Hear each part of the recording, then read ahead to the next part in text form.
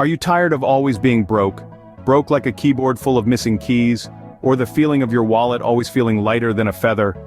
Well, stick around because today, we will unravel the mystery behind overspending. Believe it or not, the average American overspends by a whopping $7,400 a year. That's a hell of a lot of money. But why does this happen?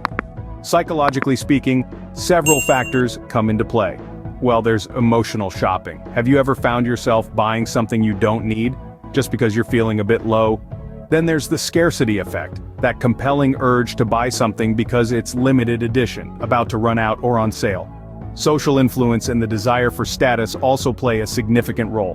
But that's not all. Overspending has another enabler, and it's right in your pocket.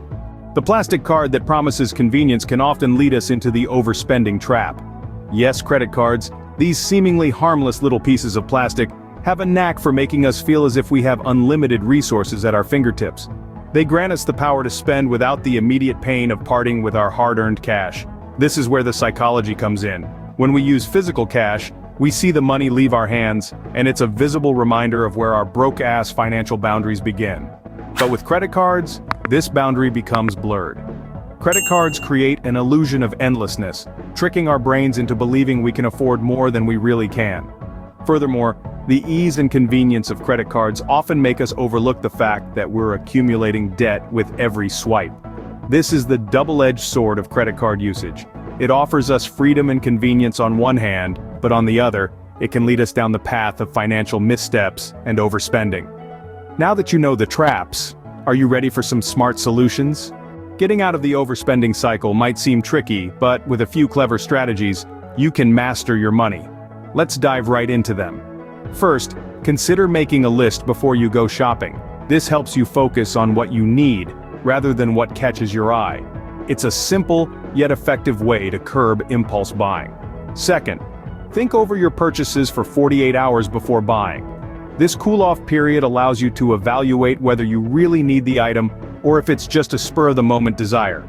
Third, find alternate activities to boost your mood. Instead of reaching for your credit card when you're down, try going for a walk, reading a book, meditating, or even having a few raucous lovemaking sessions with your spouse. The sessions should be free unless, of course, you are paying for it. Lastly, consider using cash instead of credit cards. It's much harder to part with physical money than it is to swipe a card. This might just make you think twice before overspending. Remember, controlling your spending is a journey, not a destination. So keep exploring ways to make your money work for you. Now, equipped with these strategies, you're ready to tackle the overspending beast. We've journeyed through the treacherous terrain of psychological factors that lead to overspending, like emotional shopping and social influence. We've also explored the dangerous role of credit cards in enabling this habit. Remember, knowledge is power. By understanding the scarcity effect and our desire for status, you can better navigate the spending seas.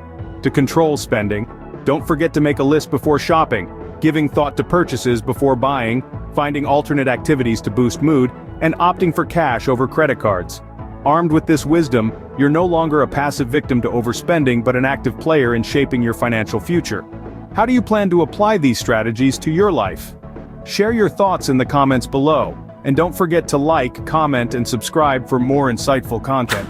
Together, we can conquer the overspending beast.